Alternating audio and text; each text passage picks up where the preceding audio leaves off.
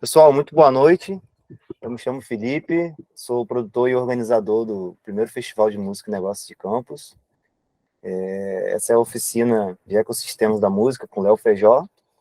Queria dizer para vocês que eu estou muito feliz com essa oficina de hoje. O Léo, prontamente, desde a primeira vez que a gente fez um contato ano passado, ele topou, tá junto, o que for preciso ajudar, a gente ajuda. E feliz de estar trazendo esse conteúdo para vocês, né? Esse evento ele foi pensado inicialmente, né, para atender a demanda do mercado de profissionais da música de Campos dos Goytacazes, mas com a possibilidade do remoto, né, do online, a gente acaba expandindo e gente de outros lugares, o que é ótimo, que ajuda a gente também a criar conexões, né, a conhecer outras pessoas, e isso é muito bom, estou muito feliz, espero que vocês aproveitem, e vamos fazer um bom encontro aí, tá? É isso, Léo, pode começar aí, fique à vontade. Muito obrigado. Boa noite a todos que estão aqui, a todas também. Prazer imenso agradecer esse convite para participar do primeiro Festival de Música e Negócios de Campos dos Goytacazes, estado do Rio de Janeiro. Eu estou aqui com a minha filha, só para vocês saberem, se tiver algum ruído aqui no fundo, é a Maria Clara participando também. O ruído também pode ser música, afinal de contas. Então, vamos lá. Vamos para essa oficina aqui sobre ecossistema da música, oportunidades e inovação. Quero dizer que eu fiquei muito feliz com a realização desse evento. Eu acredito muito nessa dinâmica de valorização do interior, né? O Brasil inteiro, na verdade, tem mais de 5 mil municípios, né? E as ações ficam muito concentradas nas capitais, normalmente. Então, é super importante essa iniciativa e que bom que vocês estão com esses apoios, né, da Secretaria de Cultura e Economia Criativa do Estado e também a Universidade Estadual do Norte Fluminense e outros parceiros. Essa é uma frase que eu gosto muito do Peter Drucker, que era, né, um pesquisador, pensador e um teórico da administração, né, moderna, e ele dizia que a melhor maneira de prever o futuro é criá-lo. Então, isso tem a ver com imaginário, tem a ver com construção de futuros, né? Enfim, do que a gente deseja, de como a gente pode construir as coisas, em vez de ficar esperando, né, as tendências se concretizarem, por que a gente não pode imaginar o que a gente quer e desenhá-las, né? E desenvolvê-las. E essa outra frase aqui tem a ver com inovação. Ela diz que tudo que podia ser inventado já foi inventado. Esse era o senhor Charles Duell, comissário do Escritório de Patentes dos Estados Unidos, em 1899. Então, ele estava, né, profundamente equivocado quando disse isso, ainda mais trabalhando no escritório de patentes, né? E a gente sabe o que aconteceu nas décadas seguintes. Então, a gente está aqui com a oportunidade de inventar, de reinventar, de inovar, né? Sempre é tempo para a gente inovar. Um pouquinho aqui da minha trajetória, né? Eu sou do jornalismo, do empreendedorismo, adoro o associativismo, fui da incubadora Rio Criativo, que foi a primeira incubadora pública de economia criativa da América Latina, uma parceria entre o governo do Estado e a PUC do Rio de Janeiro. Depois passei a ser também da educação, né? Sempre fui da articulação na cultura, criei o Prêmio Noite Rio, acho que foi uma realização importante de identificação também de valorização, na verdade, de uma cena cultural, de uma cidade que uma cena que nem sempre é muito valorizada e que está dentro da economia da música. E também passei a ser pesquisador nos últimos 10 anos, né? E sempre gostei de políticas públicas, né? De desenvolver também políticas que sejam de interesse coletivo. Esses aqui são os 2 livrinhos publicados. Quem tiver interesse pode procurar aí na estante virtual ou na Livraria da Travessa, também algumas têm alguns exemplares ainda. Esse aqui é o nosso sumário de hoje. Rapidamente, nós vamos falar de ecossistema da música, um pouco de profissões, né, e um pouco de números também desse mercado, porque eu acho que é um pouco surpreendente para muita gente. Vou pedir para a Maria Clara parar de fazer barulho aqui do meu lado e falar também sobre inovação, tá? Senta aqui, Maria Clara, vem, acompanha a aula com a gente. Então, pessoal, é uma explosão de oportunidades no mercado da música, porque música, né, antes de mais nada, tem impacto nas emoções, ou antes de tudo, tem impacto nas emoções. Cada música conta uma história. Música é uma das principais expressões culturais do país. E, por último, porém não menos importante, música é uma indústria, é um setor que gera empregos e renda, né, que oferece produtos e serviços e que constrói também a imagem do Brasil no mundo. Então tem a ver com soft power também, né? Enfim, a maneira como a gente projeta o Brasil para o mundo, e música tem um papel fundamental nisso. E hoje nós vamos analisar um pouquinho aqui desse ecossistema da música. Música e as indústrias criativas, né? Como é que a música se insere nesse panorama das indústrias criativas? E aí eu desenhei aqui, a partir daquele esqueminha do David Throsby, né? O que seria esse núcleo criativo da música, com músicos, compositores, pensando muito a questão do direito autoral, como isso é fundamental, né, nesse processo.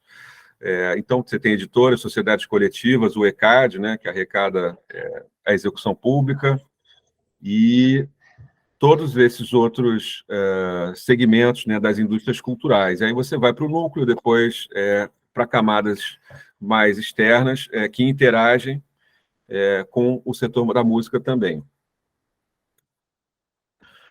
Esse aqui é um quadrinho do ecossistema, a partir, né, do artista aqui como o ponto central, e todos os segmentos profissionais e instituições, né, ou quase todas, né, porque, na verdade, tem muitas outras que não deu para a gente incluir aqui, mas a partir desse artista, então ele vai interagir, né, com serviços criativos, ele pode ter um empresário artístico que vai fazer essa ponte, né, com agências de booking também, com palcos e festivais, outros serviços profissionais, instrumentos, estúdios, gravadoras, selos, distribuição digital, né? Hoje o streaming é tão importante na música. Está aqui o ECAD, todos os técnicos, né? Enfim. Essa é a família da indústria da música. E é uma família complexa, né? Nem todos interagem diretamente, mas todos têm participação nessa cadeia produtiva. E é coisa beça, e demora para você entender e interagir com todos esses profissionais e organizações, né? Demora para você compreender esse ecossistema. Nesse levantamento que nós fizemos, a gente identificou 6 milhões de profissionais nesse ecossistema, né? A gente tem que considerar também que tem muita informalidade, né, no setor cultural em geral no Brasil e também na música, né?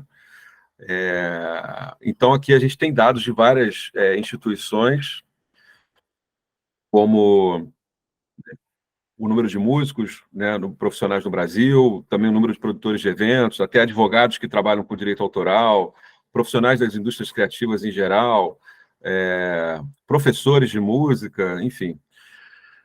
Uma série de profissionais. Aperta aqui, para o próximo. Muito obrigado. E aqui tem um quadrinho de profissões na música, né? Também não dá conta de todas as profissões, mas a partir desse núcleo criativo aqui, né, do compositor, do músico, intérprete, produtor musical, arranjador, beatmaker, DJ, produtor fonográfico, etc., você vai tendo outras camadas aqui de profissionais que também trabalham nessa indústria.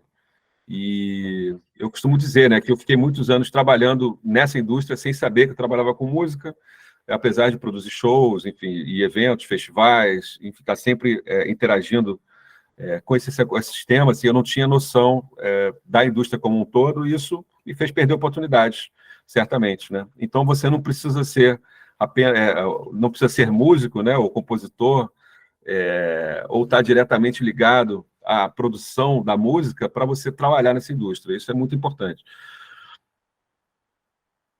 Aqui a gente traz agora um panorama global, né? Porque música, além de estar dentro do que a gente chama de indústrias criativas, né? É parte de uma grande economia do entretenimento, né? E hoje em dia fala-se economia da experiência, economia do entretenimento, né? Enfim, e essa indústria do entretenimento fatura 2,3 trilhões de dólares por ano, estou incluindo aí não só música, mas filmes, games, né, copyright, publicidade e outros setores. Pode passar. Obrigado. Acabou de sair essa semana o relatório da IFPI, né, que é a Federação Internacional da Indústria da Indústria Fonográfica, tá? E aí a indústria fonográfica não é a indústria da música como um todo, porque teria também, né, o live, teria outros setores, mas essa indústria fonográfica, que são as gravadoras, enfim, a música gravada, faturou 26 bilhões de dólares em 2022, foi um crescimento de 9% em relação ao ano anterior. Pode passar, Maria Clara. Aí. E esse relatório é super legal, está acessível, é gratuito. Quem quiser baixar, pode ir lá no site da IFPI e pegar. Tem dados interessantes, tem por país também, por regiões do mundo. E o Brasil foi um dos destaques, pode passar. Porque voltou ao top 10, né? Está entre os 10 maiores mercados da música, está em 9º lugar agora. Tinha ficado de fora, mas o crescimento do streaming no Brasil tem sido muito significativo, e ano passado a receita total cresceu 15,4%, e a receita foi de 2,5 bilhões de reais, aqui nesse caso, não de dólares. Vai. Queda e recuperação da indústria fonográfica. Aqui tem esse quadrinho, né, que a IFPI ou IFP publicou, e acho que todo mundo aqui, né, que acompanha um pouco esses dados já viu isso em algum momento. Ele só faz crescer aqui, né, nessa outra ponta, depois de ter tido uma queda imensa e de todo mundo ter dito que as gravadoras iam acabar, que, enfim, a indústria fonográfica ia morrer, e o streaming fez tudo isso mudar, né? As gravadoras recuperaram seu poder econômico. Pode passar. Impacto do streaming aqui, né? Mais uma vez, esse é um outro gráfico, esse é do Goldman Sachs, e mostra que desde 1998, né, o físico dando vez ao download, depois a chegada do streaming. Pode passar, Maria Clara. Aqui tem mais dados. Esse aqui é da Media Research, né, que mostra o crescimento dos independentes, né, na verdade. Como vem crescendo, apesar de ainda haver um domínio das majors, que são as grandes gravadoras, os independentes têm crescido, os selos independentes, e o pagamento também direto a artistas, por meio de algumas plataformas e de repasse direto, também tem crescido bastante. Pode ir. E aqui são as 3 grandes gravadoras do mundo. Quem que está aí na sala que gostaria de falar um pouquinho sobre essas gravadoras? Quem sabe aí o que são as majors e gostaria de falar sobre elas? As majors são as maiores gravadoras e que têm a maior participação no mercado no sentido de share mesmo. As que têm mais dinheiro para investir e, consequentemente, as que são mais atacadas pelo circuito independente, porque concentram mais os recursos de distribuição e produção, e etc., no Brasil e no mundo, né? E no Brasil elas são todas, quase todas internacionais, gringas, né? Multinacionais, tirando a Som Livre, mas ela foi comprada agora pela Sony, e aí... Mas é isso. Exatamente, Felipe. Obrigado. É isso, são 3 grupos multinacionais que dominam esse mercado, né, global, mas, como eu disse, tem um dado, inclusive, interessante, de que no ano passado, 25% das receitas repassadas pelo Spotify, especificamente, já teria sido para selos independentes, né? O que é bastante significativo, porque é muito dinheiro, né? Então, assim, tem muito dinheiro circulando na indústria da música, e a questão, existe, claro, né, uma discussão em relação à questão do royalty share, né, enfim, do value gap, a questão de você ter uma remuneração justa a partir dos plays que você tem nessas plataformas, né? Então, essa é uma discussão que é muito atual e que há uma tendência de que ela gere alguma mudança em breve, né? Porque há muita insatisfação em relação aos pagamentos, né, de quem tem plays nessas plataformas. E aí o mercado da música no Brasil, já falamos um pouquinho, mas voltamos a falar aqui agora, esse crescimento foi de 15% no ano passado. Esse aqui é um dado do ECAD, de 2021, cresceu 20%, e ano passado cresceu novamente, bateu recorde. Pode ir. Todo mundo sabe aqui o que é o ECAD e como é e quais são as associações que compõem o ECAD?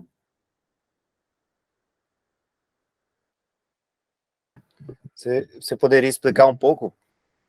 Tá, porque o ECAD é o Escritório Central de Arrecadação e Distribuição, né? Então, o dinheiro todo arrecadado, por exemplo, nas rádios, nas emissoras de televisão, no audiovisual em geral, e uma pequena parcela também do streaming tem que passar pelo ECAD. O ECAD é formado por essas 7 associações, né? Uma delas é a UBC, a outra é a Abramos, enfim. E cada autor é associado a uma delas. Você pode escolher, né, que entidade de gestão coletiva você quer se associar, e a partir de então, esse dinheiro sai do ECAD, vai para as associações, e de lá é que vão para os autores, para remunerar autores, intérpretes, né, e outros, e os artistas dessa cadeia produtiva. Então, é fundamental todo mundo entender como é que funciona isso quando tiver que se associar. Legal. Enfim. E que tal conquistar, então, uma fatia? Não, só para falar um pouquinho assim do ECAD, e geralmente quem é produtor de evento, né, tem uma visão do ECAD, o ECAD vai lá para cobrar, né? E vai cobrar que você faça o recolhimento sobre direito autoral a partir do show que você está fazendo, ou produzindo, e vai exigir um roteiro musical para ele poder saber quais são as canções que estão sendo interpretadas, para ele poder remunerar esses autores, né? Então é muito importante que isso aconteça. E o ECAD evoluiu bastante nos últimos anos em termos de tecnologia, né? Podem imaginar a quantidade de dados que são processados hoje. Mas então a questão é essa, gente. Como eu estava falando, olha só, como é que você vai conquistar uma fatia desse mercado, né? As majors ainda têm muito protagonismo, porque elas vão de acordo com o que está vendendo mais, né? Enfim, tem toda uma lógica comercial nessa história, e eles investem nos gêneros que têm mais demanda, popular mesmo, e eles têm um bom trabalho de marketing, na verdade é isso. As majors são boas em marketing e eles têm dinheiro para investir nisso. Então, eles conseguem alavancar e conseguir bons resultados. Pode avançar, Maria Clara. Aqui eu fiz uma listinha dos principais selos e gravadoras independentes. Para quem é artista independente aí, ou, enfim, pensa em procurar um selo, acho que vale a pena procurar, identificar qual que tem um perfil, né, do gênero que você, enfim, toca e saber se vale a pena ou não você se associar a eles, né? Enfim. Eu acho que a DEC faz um ótimo trabalho, por exemplo, né? E a DEC, inclusive, eu acho que é a principal gravadora independente do Brasil, e ela é totalmente independente mesmo, e vem, assim, colhendo bons resultados financeiros também, né? E, claro, o Lab Fantasma, né? Que é lá do Emicida e do Fiote, e tem várias outras, com Condzilla, naturalmente, com funk, né? Então vale a pena dar uma olhada, galera. Pode ir, Maria Clara. Bom, todo mundo sabe que para você subir uma música para as principais plataformas, você vai precisar de uma distribuidora digital, né? Senão a sua música não vai chegar lá no Spotify, Apple Music, ou Amazon e outros aplicativos.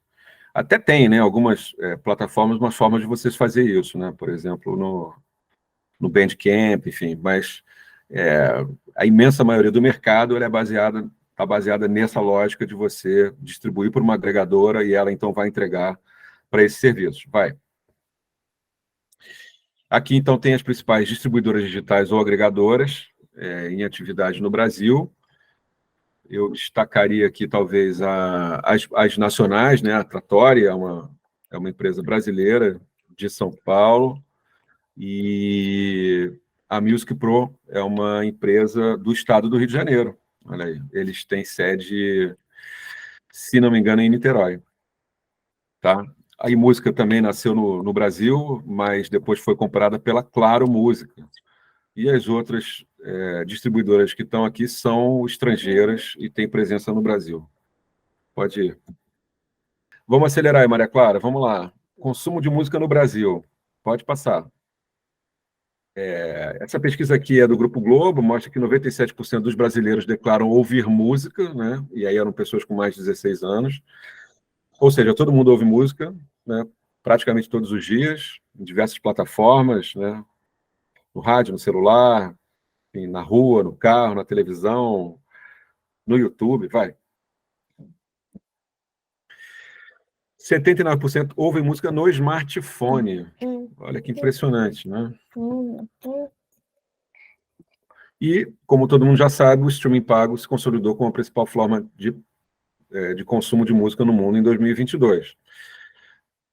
Pode ir, Maria Clara. Apesar de ter crescido assim a venda de vinil e tal, tá batendo recorde, né? Mas isso não chega a incomodar, quer dizer, não é uma participação percentual, né, em relação a toda a cadeia produtiva, apesar de estar crescendo também a venda de vinil. Aqui alguns dos principais gêneros, né, mais consumidos, como vocês já sabem também, enfim, sertanejos, né, liderando, aí música pop, gospel, MPB. Aqui não aparece muito o funk, né, mas tem uma outra pesquisa que mostra que sertanejo e funk liderariam, né? Essa aqui é o top 5 do Spotify em 2022. Pode avançar. E na rádio, também os gêneros mais populares em novembro do ano passado: primeiro sertanejo, segundo forró pisadinha, terceiro internacionais, quarto samba pagode, quinto pop nacional. E essa informação que eu acho curiosa, né, assim, e não é de hoje, na verdade, mas apenas 19% dos hits no top 200 tinham semelhança com o top 200 de outros países, ou seja, o brasileiro gosta de ouvir música brasileira, gosta de ouvir música em português, e eu acho que isso é um dado muito positivo para o nosso mercado, né, e muita gente diz que isso acaba fazendo com que os artistas brasileiros não busquem muitas carreiras no exterior.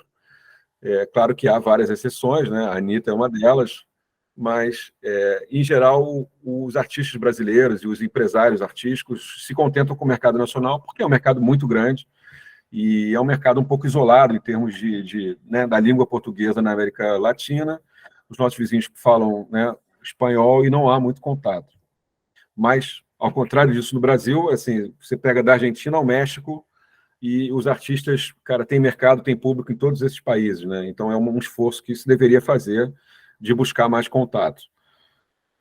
Pode passar, claro. Agora falando um pouquinho sobre vagas nas empresas de música, né? E assim, não é de hoje também, assim, a gente sabe que é muito difícil você iniciar uma carreira artística como artista independente e já ter uma renda estável. Então, muita gente acaba acumulando funções. Acha uma vaga numa empresa da música e mantém uma carreira artística em paralelo, até que as coisas possam se estabilizar e você consiga se dedicar integralmente. Então, tem muitas vagas, porque o mercado está crescendo, tem muitas empresas, pode passar, estrangeiras vindo para o Brasil, abrindo escritórios, e estão contratando gente. Agora, estão contratando cada vez mais pessoas que têm qualificação, né, que têm algum tipo de formação na área. E é uma coisa que nós ouvimos muito e a gente tem percebido também uma demanda de as empresas procurarem escolas como a Música e Negócios para dizer o seguinte: pô, vocês têm currículo aí da galera que está se formando, porque a gente está querendo contratar e a gente não encontra no mercado. Tá? Então, aqui tem algumas empresas que recentemente abriram vagas e contrataram muita gente. Site de busca em forma de vagas, tem o Popline, que eu recomendo, música, copyright, tecnologia, com informações sobre vagas, né? E esses outros que já são mais uma coisa realmente de você procurar emprego diretamente ali e se inscrever, né? Talvez para as vagas, que é o próprio LinkedIn, obviamente, Music Jobs e o Cato. Pode passar. E vem aquela pergunta, né? Como encontrar sustentabilidade financeira no mercado como artista solo ou como banda? Se você faz música e está num gênero que não está naqueles ali dos top 5, né, dos top 10, ou seja, que tem mais apelo comercial, será que você deve, enfim, mudar o seu trabalho? Eu acho que não, na verdade. E o que eu mais ouço também, que você deve procurar o seu nicho, né? Você deve formar o seu público, sua base de fãs, e a partir disso você pode ir expandindo para outros públicos e pensando territorialmente também, primeiro conquistar o público da sua cidade, do seu bairro, para depois buscar, enfim, presença em outras cidades, regionalmente, e aí, quem sabe, nacionalmente, né? Cada passo de uma vez, etapa a etapa. E é importante dizer também que não dá para viver só de streaming, não dá para viver só de shows. Então, você tem que combinar essas duas coisas com sincronização, com merchandising, né?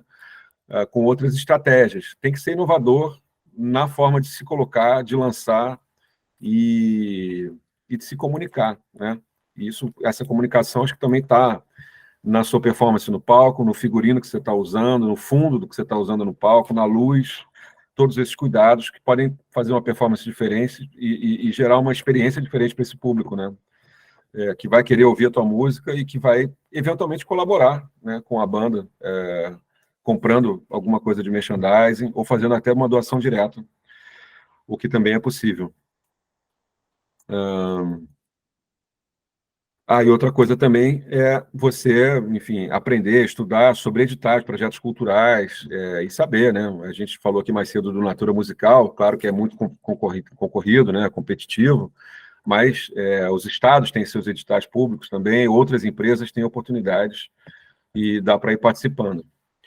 Uma coisa fundamental na música é networking, como vocês sabem, e então aqui tem uma listinha básica de algumas formas de você interagir, conhecer pessoas, trocar, encontrar parceiros, talvez clientes, quem sabe patrocinadores, ou, enfim, é isso, gravadoras, editoras. Então, você acha que tem que frequentar mesmo os shows e festivais, feiras e conferências de música, são fundamentais para isso. Oficinas artísticas, cursos, workshops, interagir nos meios digitais, óbvio, né? Não tem como você ser artista hoje sem interagir nas mídias sociais, felizmente ou infelizmente. Participar de associações, sindicatos, outras iniciativas de representação profissional também, porque você, assim, fortalece a sua categoria e ali também é uma fonte de troca de informação, né, e de oportunidades. Aqui a gente tem uma listinha das principais feiras de música no Brasil e no mundo, né? São ambientes ótimos para troca de ideias, para venda de shows, para saber de tendências também, tá? Então tem que chegar lá com um material preparado para entregar, escolher bem para quem você vai entregar e fazer um trabalho de dever de casa, que é você pesquisar na plataforma do evento antes quem você quer encontrar, porque geralmente você recebe, né, um acesso a essa plataforma e lá você vai saber quem vai estar participando, em que stand, e você pode agendar reuniões previamente com essas pessoas. Então, tem sim São Paulo, tem o Formemos no Espírito Santo, o Rio Music Market, que acontece no Rio, também em São Paulo, Trend Brasil, que vai acontecer agora, tem a Rio 2C, que nem está aqui, que é a Rio Creative Conference, né, também vai acontecer em abril. Não é uma feira só de música, né, enfim, é uma feira da criatividade, mas é um encontro super importante, tem música também, entre outros que estão aqui listados. E se você puder ir a 2 ou 3 desses por ano, tenho certeza que isso vai gerar coisa boa para você, né? Esses daqui são os internacionais, também está rolando agora, né? Ou acabou há pouco tempo o South by Southwest, nos Estados Unidos, talvez o mais importante do mundo, mas também não é só sobre música, é mídia, enfim, neurociência, são uma série de outros temas, né, discutidos, mas é uma experiência incrível. Eu tive lá em 2018. Tem a WOMEX, que a cada ano acontece num país diferente da Europa. Esse ano vai ser na Espanha, na região da Corunha. O IDEM na França e outros aqui. Na Argentina também tem o Bafim. E o Circulate na Colômbia também é super importante. Gente, estou indo acelerado aqui que eu quero logo ouvir vocês, tá? E o próximo tema, que é fundamental também, é sincronização no audiovisual, porque é um mercado extremamente relevante, muitos músicos não estão atentos a isso, e é preciso, né, abrir os olhos e tentar buscar caminhos para poder ter contratantes nessa área, porque, claro, é diferente de você botar, não é uma música no streaming que as pessoas vão ouvir, vão comentar diretamente, né? Não é uma coisa tão direta, mas você vai ter mercado para você ter receita, e com esse faturamento você pode investir, né, na sua carreira. E o que é sincronização, né? Quando você consegue encaixar uma canção num filme, numa novela, numa série, num documentário, num game, né?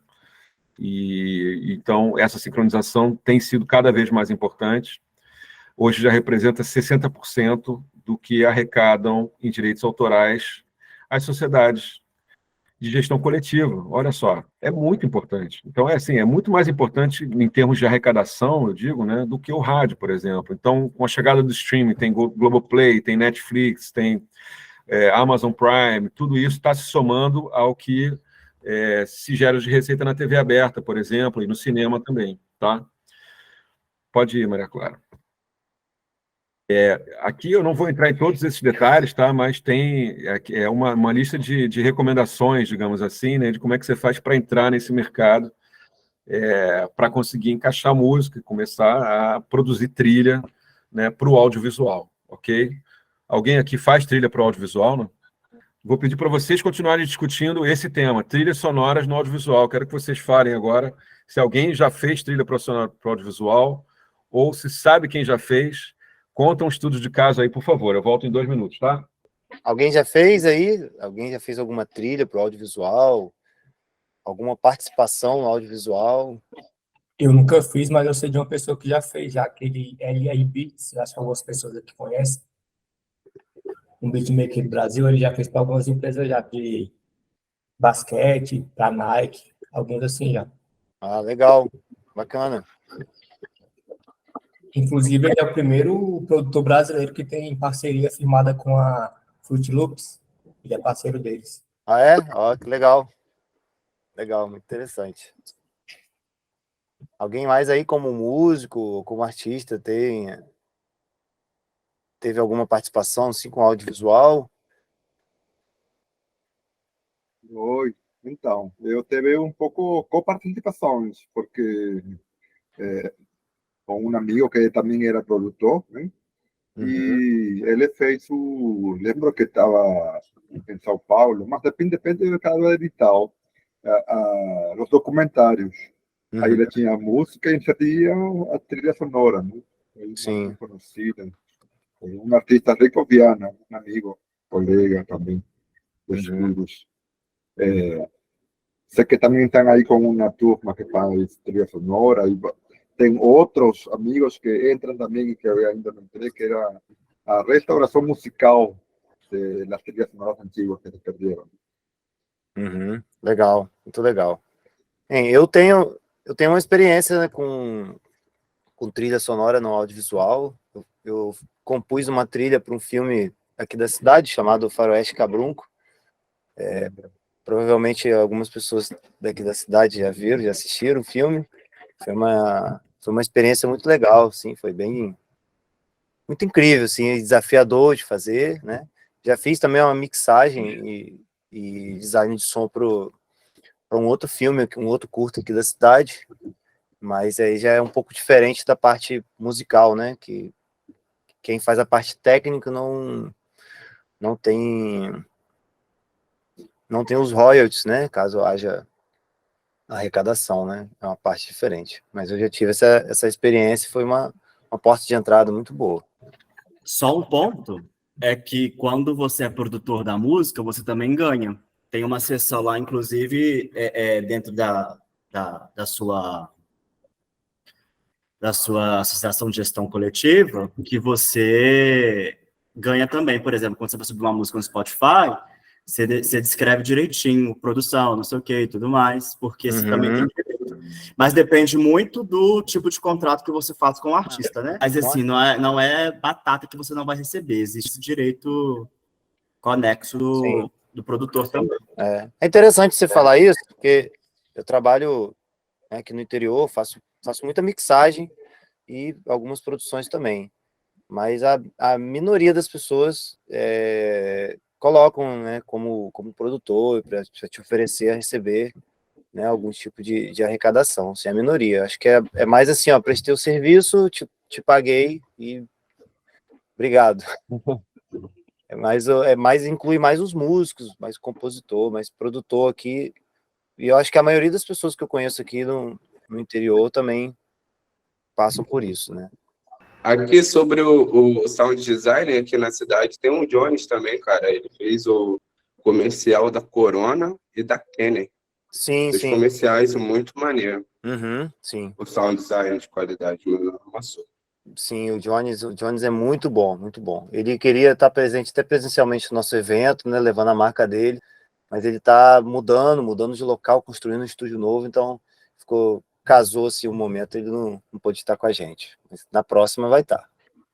Léo, tá contigo aí, pode ir?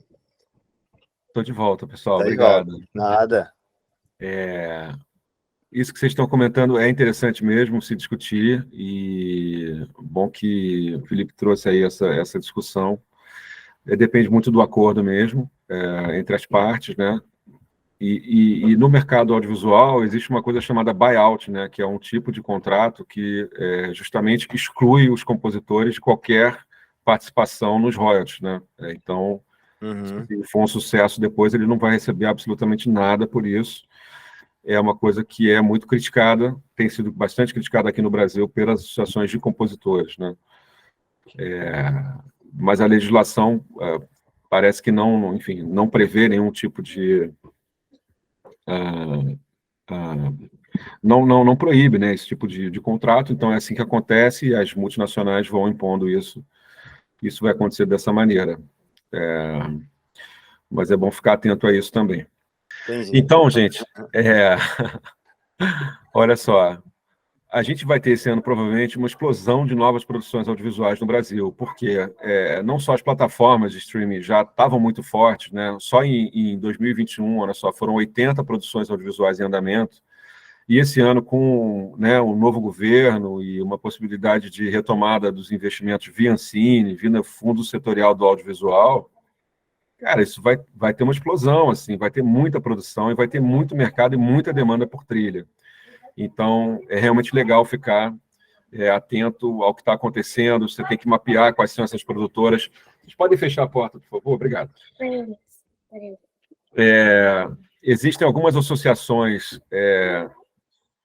que, enfim, representam, né, compositores nesse mercado, uma delas é a Musa Imagem Brasil, até o Marcos Souza é um dos diretores, é um cara ótimo, né? Ele hoje está com a Petrobras Sinfônica e já foi presidente da Funarte também, alguns anos atrás.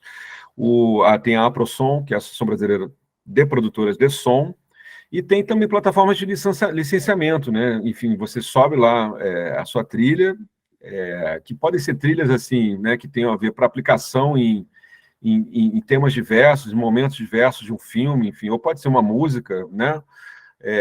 E se ela for utilizada, você vai receber, né, por isso. Então, tem a Song Trader, por exemplo, é uma dessas plataformas. E aí vamos entrar um pouquinho agora nessa temática sobre tecnologia, inovação e negócios, porque isso não para, né? E acho curioso mesmo, porque assim, são tendências em cima de tendências, então assim, até pouco tempo atrás só se falava em blockchain.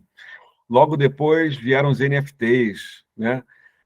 Em seguida, metaverso. E aí veio inteligência artificial, ChatGPT, enfim, uma coisa que o GPT, né? Que assim, uma coisa vai tomando lugar da outra, né? Nas discussões. É engraçado isso. Mas a tecnologia realmente tem sido muito dinâmica, né? E isso vai transformando as indústrias, sem dúvida. E é o que a gente chama hoje de quarta revolução industrial, né? Nessa era pós-streaming. E essa construção toda vai ter impacto na indústria fonográfica. A gente sabe que o algoritmo ele é responsável por mapear o seu gosto pessoal, né, por te fazer recomendações, e ele é usado em diversas aplicações de inteligência artificial. Mas a pergunta que se faz é essa, assim, será que isso já tem impacto na sua vida? Você, artista independente, tem que parar, se preocupar e tentar aplicar isso de alguma maneira na sua carreira?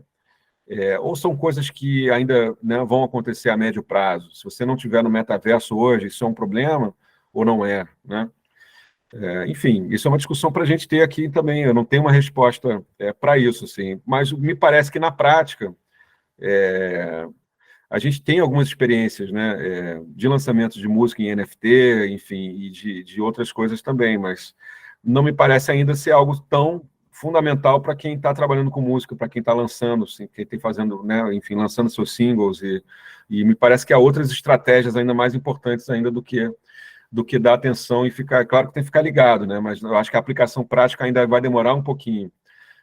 Então a gente colocou aqui uma série de explicações sobre o que é a blockchain, né, como é que funciona esse sistema, que é inviolável, né, a princípio, e como é que tem impacto na música, né? Então, teoricamente, você eliminaria vários intermediários nessa história, né? Que a blockchain ela permitiria que esse artista fosse remunerado diretamente sem ter que ter um atravessador, né? Mas isso ainda não é realidade e eu sempre ouço que isso não é realidade porque justamente as multinacionais não querem eliminar vários desses custos, né, de serviços de intermediação, porque elas têm participação nesse serviço. Então, elas ganham dinheiro com isso. Por que elas vão querer quebrar essa cadeia, né, e tornar tudo muito mais direto para que esse artista ou compositor receba o dinheiro? Então, há uma dificuldade nesse sentido de avançar para que a blockchain tenha um impacto prático na música. NFTs, todo mundo aqui já sabe o que é NFT? Já está acompanhando isso, não? Mais ou menos. Mais ou menos. Mais ou menos.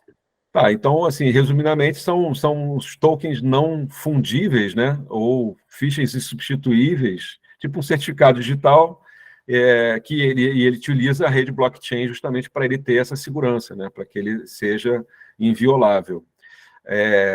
Então, o NFT certifica a propriedade de um ativo exclusivo, tá? É basicamente isso. E aí tem aplicações na arte, né, na criptoarte, no mundo dos games, na música também. E tem um caso aqui, por exemplo, que a gente listou, que é do colunista do New York Times, que vendeu uma coluna publicada no jornal por mais de $500 mil em março de 2021, né? E também há obras de arte digitais que são vendidas por $milhões. É uma realidade, sim, mas é uma realidade para todo mundo, né? E na música teve o exemplo do Kings of Leon, que vendeu um disco em NFT por cerca de 2 milhões em março de 2021, e eles foram muito pioneiros nessa história. E eu acho que ser pioneiro, quando a gente fala de tendências, de tecnologia, é muito importante, né? A gente olha na história aí, né, recente da indústria fonográfica, por exemplo, Radiohead, né? Enfim, bandas, artistas que inovam de alguma maneira no uso da tecnologia acabam se dando bem, porque as pessoas estão com a atenção voltada para isso, estão curiosas, querem experimentar, querem saber como é que é, né? E tem até startups no Brasil surgindo, né? A Kickoff é uma delas, mas eu sei de outras também que estão surgindo para lançar música em NFT. E os algoritmos fazendo música, né? Também já é uma realidade. A Warner contratou uma empresa nos Estados Unidos para criar álbuns utilizando essa tecnologia, e muitas vezes eles combinam vozes de, enfim, cantoras ou cantores que são reais, mas fazem uma combinação de elementos, né, a partir da inteligência artificial para criar músicas que são músicas semelhantes ou que usam elementos de músicas que foram bem-sucedidas para criar uma nova canção em cima disso. Então, toda uma discussão então sobre, né, direito autoral, quem é o autor dessas músicas, né? É quem faz essa programação, é quem programa o algoritmo, é quem desenvolve a inteligência artificial. Esses elementos que foram utilizados de outras obras não mereceriam algum tipo de remuneração ou compensação, né? Enfim, então tem muita discussão ainda a respeito dessa temática. Metaverso também, né? É uma nova forma de fazer negócio, já é realidade, vocês estão interagindo no metaverso. Eu sei que tem algumas empresas já utilizando o metaverso para fazer alguns eventos. É uma experiência legal, é interessante, mas não sei ainda também quanto tempo isso vai demorar para se tornar uma coisa padrão, né? Enfim, não sei, o que vocês acham sobre isso? Alguém está experimentando aí metaverso? Ninguém experimentou ainda? Eu não, nunca tive contato. É que eu acho que, na real, o metaverso está muito mais vinculado a marca, branding, essas coisas, do que ainda impactando o universo da música, né? No caso, eu já vi, por exemplo, a Mistel fez uns shows da Pablo Vittar durante o carnaval com o metaverso, só que é uma experiência muito, assim, b-side da estratégia ainda, mas ainda assim vinculado mais às marcas do que à música. Então, a música entra mais nesse sentido ainda dos shows realizados nesse universo paralelo, entre aspas, né? Mas eu acredito que demore ainda para a gente entender como parte indispensável da estratégia, até porque, por exemplo, no Brasil, a gente acha que todo mundo tem acesso à internet, mas não, você vai para o Brasil profundo, a dificuldade do acesso à internet ela é real, palpável, então não é algo absolutamente democrático e que pode ser incorporado amanhã nos planos de comunicação das gravadoras, enfim. Quem às vezes faz Exatamente. metaverso é a Fortnite, né? Que ela convida alguns artistas, aí já convidou já o Emicida, alguns rappers já de outros lugares também, já o Travis Scott. Aí já fizeram algum show lá dentro. A experiência do Fortnite foi interessante, né? E gerou milhões de receita, né? Não sei se foi para o Emicida, mas anteriormente sim, né? E é isso, gente. Tem que acompanhar, mas realmente acho que ainda não é uma aplicação prática que vai chegar tão rápido, né? Aqui tem um históricozinho falando de metaverso. E é isso, assim, a gente está chegando aqui ao final da apresentação, fala um pouquinho da Escola Música e Negócios aqui, somos mais de 80 professores, 3 mil alunos certificados, promovemos essa conexão com o mercado de trabalho, agradecer muito ao UBC, nosso parceiro institucional, que está financiando bolsas de estudo, também todos esses outros parceiros e clientes e amigos que nos apoiam para que a gente mantenha esse trabalho. Vencemos o Prêmio Profissionais da Música em 2019, com muito orgulho, o melhor curso de Music Business do Brasil. Seguimos nessa caminhada, está aqui o anúncio que a UBC fez de 400 bolsas em 2023, e acho que isso é super importante, não tem como a gente fazer nada no Brasil sem pensar em impacto social, em inclusão, em diversidade, né, e, enfim, em um pouco mais de justiça social, né, trabalhar para isso, para que as pessoas tenham mais oportunidade. E a indústria da música demanda muita qualificação, como eu já falei, então eu acho que isso realmente pode ter um impacto legal na vida de muitas pessoas. Vou parar de compartilhar aqui, estão nossos canais, por favor, sigam lá no Instagram e no YouTube também, tem um podcast para quem quiser ouvir alguns episódios. E vamos lá para a conversa agora. Então, pessoal, eu queria, na verdade, ouvir um pouquinho de vocês. Assim, eu conheço alguns de vocês que estão aqui, mas queria que vocês dissessem o nome de vocês, que área que vocês trabalham da música, em que cidade que vocês estão morando também. Então, vamos lá. Bom, eu sou o Felipe, moro em Belo Horizonte. Eu trabalho na indústria da música desde a pandemia, na verdade, sempre numa parte mais voltada para comunicação e planejamento artístico. Apesar dessa jovem caminhada, ainda acho que falta muito para me inserir, por isso tenho estudado bastante, pesquisado bastante, enfim, a aplicação é um diferencial e conhecer ferramentas também é algo absolutamente importante nessa nova etapa da indústria pós-streaming, ou na era do streaming, assim. E é isso, a maravilhosa apresentação, é sempre bom recapitular, né? E estou aberto a trocas, enfim, vamos nos adicionar, deixando aqui no Instagram, para que a galera possa, que a gente possa... E é Legal, isso. obrigado, Felipe. Legal, obrigado, Felipe. Você é de onde, Felipe? Sou de Belo Horizonte, estou morando em Belo Horizonte, mas a minha vida corre toda em São Paulo. Eu trabalho em São Paulo. Entendi, legal, legal. Obrigado. Acho que podia chamar, eu vou chamando aí, quem quiser aparecer e Aí falar, vou eu. Então, oi, quer falar, Elias? Eu vou, assim, Pode falar. assim. Oi, eu sou Elias Aguaio, um entusiasta da música. Tive a sorte de estar no curso Música e Negócios, ser selecionado aí, agora com esse impacto grande aqui na cidade do Rio. Ando no Rio, em campus, assim, 50-50, e quando tem alguma coparticipação, apoio com vários de meus colegas produtores, dou uma voltinha por Belo Horizonte, São Paulo, o Espírito Santo, um pouco assim migrante, até Lima, Peru. Sempre apaixonado pelo Brasil, essa musicalidade, né? E lembro que dentro do curso, que antes da pandemia, não sei se fazer um break entre antes da pandemia e depois, o curso levei antes, e de repente, agora com isso que está falando o Leo, metaverso, meu trabalho de conclusão de curso foi um pouco as casas de experimentação sonora. Já me imagino que depois van a ver aí o tema de Soma mais Live, que a mim me pareceu interessante. E eu entrei, sou engenheiro civil de formação, e entrei um pouco como o hecho de ter casonas, restaurá-las, e fazer acontecer essa troca, não só de repente entre estados, sino entre países. O pensamento maior, né? Natura Peru, Natura Brasil. O que acontece agora, que eu acho maravilhoso, Leo, o Omex Brasil, o homem lá, a troca de experiências, tanto de profissionais de lá por aqui. E nessa pesquisa que eu fazia, tem muitos amigos músicos na área que querem conhecer essa musicalidade latina, por não dizer peruana, como que também esse intercâmbio. O Leo, em Campos dos Goytacazes, tem vários festivais, já teve artistas peruanos, também grupos, imagino que através de editais. E agora, ouvindo você falar do metaverso e de algum modo vendo esse negócio de novas tecnologias, é um pouco essas parcerias, né, para fazer. Eu já vi um pouco esse negócio de fazer troca de experiências, né, virtuais. Ainda está em ideia, né?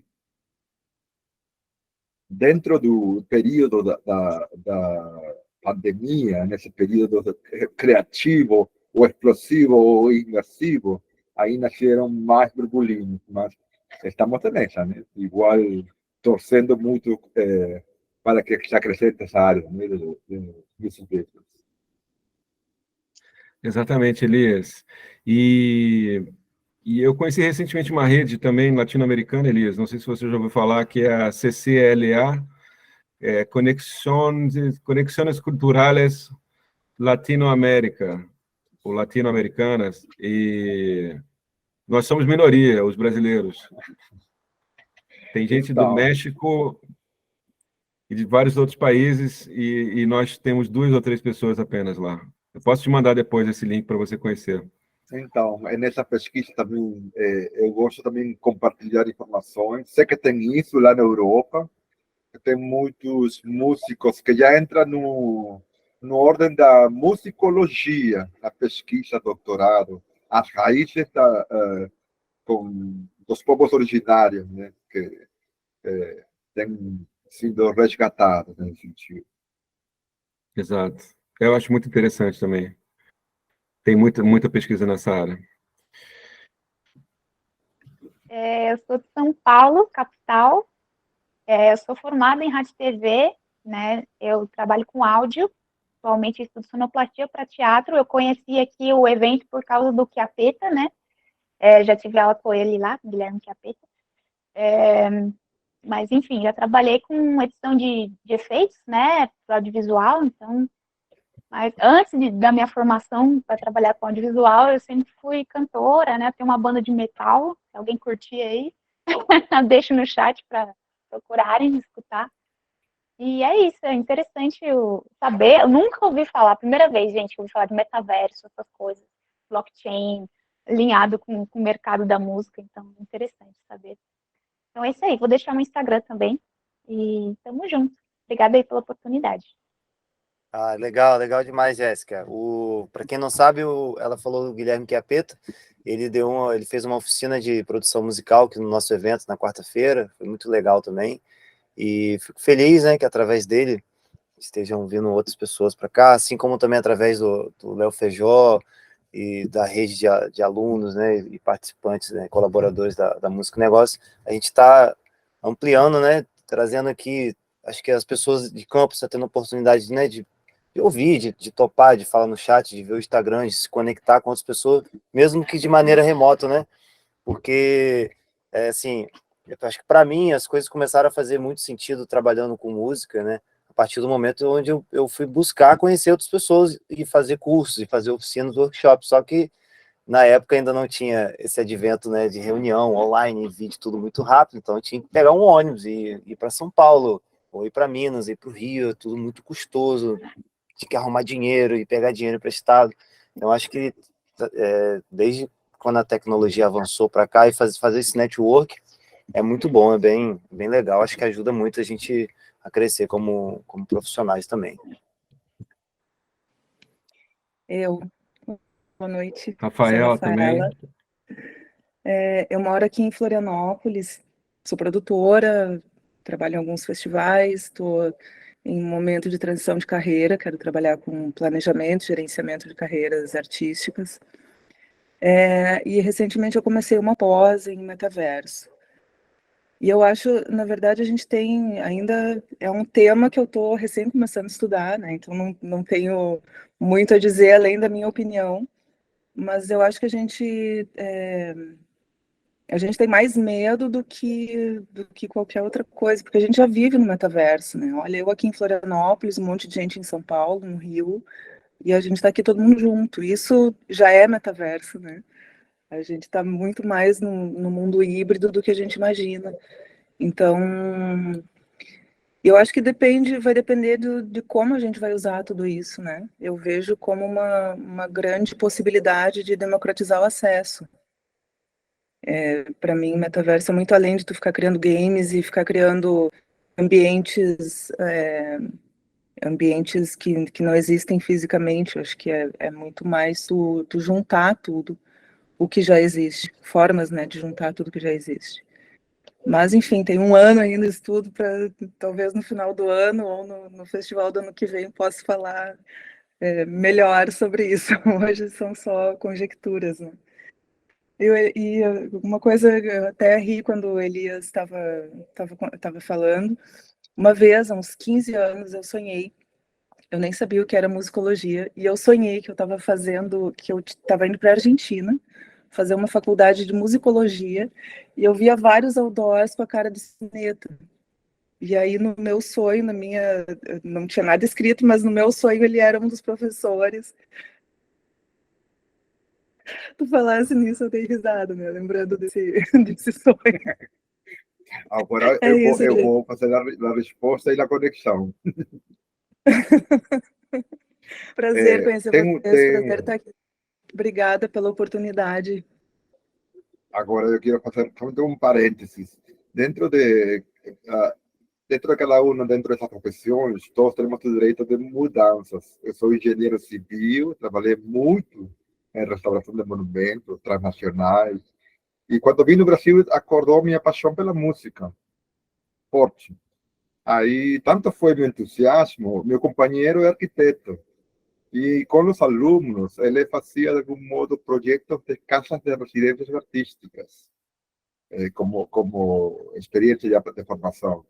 Dentro do que é a arquitetura está o Graphisoft, que agora entrou no que é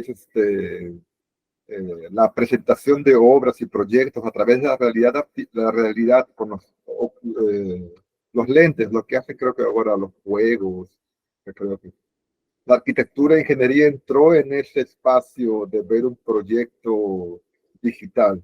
Ahí entró mi idea de hacer bueno, si físicamente no hay de algún modo los medios, cómo materializar eso. Bueno, virtualmente puede darse esa conexión. Felipe habló mucho que hay un tema de costos, de minimizar varias cosas, ¿no? Eso estaba ahí un poco mi idea, así el burburinho de metaverso, de generar esos puentes virtuales, que de algún modo igual como... A mí me enseñó un poco esto la pandemia, ¿no? Cómo de algún modo se hacen esas conexiones. Y me da mucho gusto ver que están ahí de Florianópolis, São Paulo. Conozco también ahí, tuve la oportunidad de dar un pulo ahí para conocer todo ese Brasil grande, né, que eu gosto muito. Só falando em música brasileira, né? Acho que se no momento a música brasileira for ensinada nos conservatórios e universidades, a gente vai ter o mundo inteiro aqui estudando, porque a nossa música é fantástica, né, gente? É uma criatividade que não se vê em outros lugares, assim. Mesmo com toda a riqueza latina, enfim, a música brasileira é tudo, né? Tem uma pergunta para o Elias. Boa noite, sou o Eric, moro aqui em São Paulo. Qual foi o seu último estudo de música? Eu não consegui entender muito bem, só essa palavra. Tinha desligado o microfone para não atrapalhar. Então, faz 10 anos que eu larguei o Peru e vim aqui no Brasil. E sou engenheiro civil de profissão, e aqui acordou minha paixão pela música. Aí todo mundo falava, ué, você sabe muito de música. Eu não acreditava. Na verdade, na minha família, todos são músicos. Só que meu pai também, que era ex-militar, não deixou que eu seja músico. Eu virei engenheiro civil. Aqui fiz um pouco de pesquisa, tuve a grande oportunidade de fazer uma entrevista a meu coordenador e amigo Maírton Bahia, produtor de KCL, ele chileno, região urbana. Acredito que todo mundo já conhece ele, porque é um mito. E estudei e me formei como produtor musical. Nesse, eu vou levar essa frase de Leo, que também admiro muito a Leo, nesse entusiasmo pela música, em fazer acontecer, conhecer, tomei contato com o curso Música e Negócios.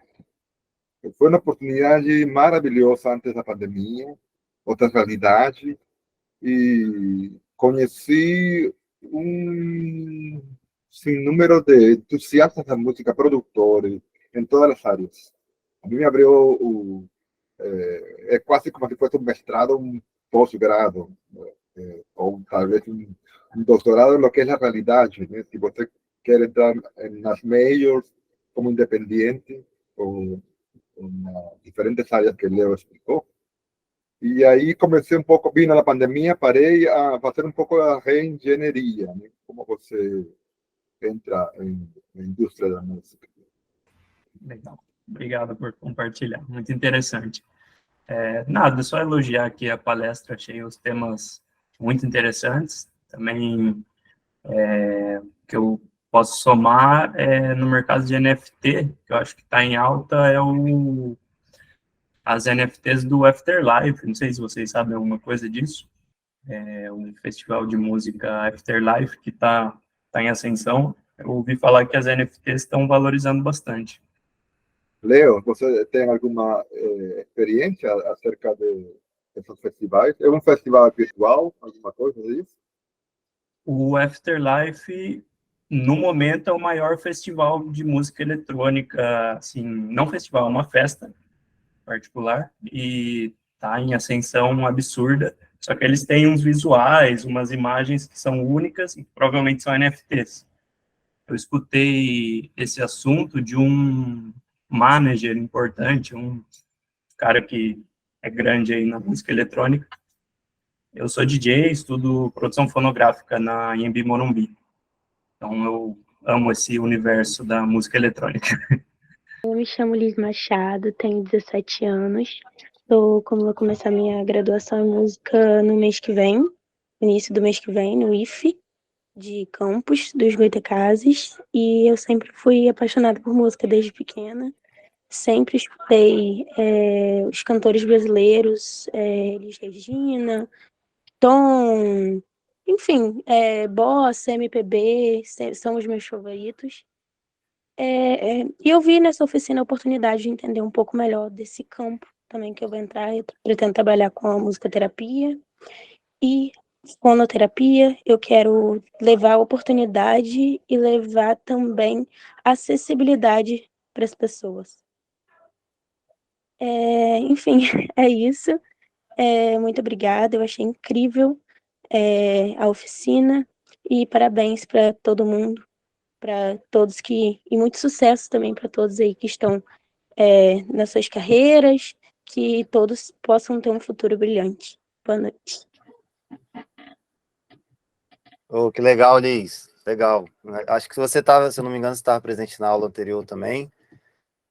Boa sorte aí na sua jornada de graduação. Acho que você está começando a graduação muito bem, né? Participando de oficinas, né? De coisas externas do mundo acadêmico que somam muito para a gente que quer trabalhar com a música. Muito bom.